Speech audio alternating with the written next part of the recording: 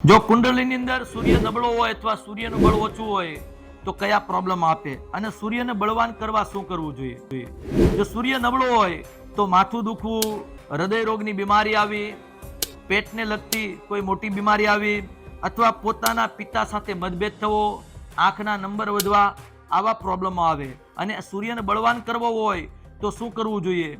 તો પહેલું કે જવ લેવાના, એના અંદર ગાયનું દૂધ નાખવાનું અને એ જવ નદીની અંદર પધરાવી દેવાના.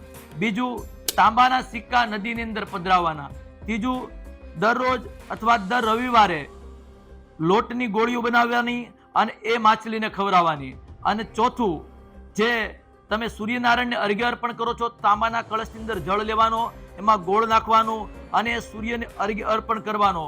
અને પાંચમું, ધૃણી સૂર્યાય નમઃ, ધૃણી સૂર્યાય નમઃ, ધૃણી સૂર્યાય નમઃ મંત્રનો જપ કરવાનો.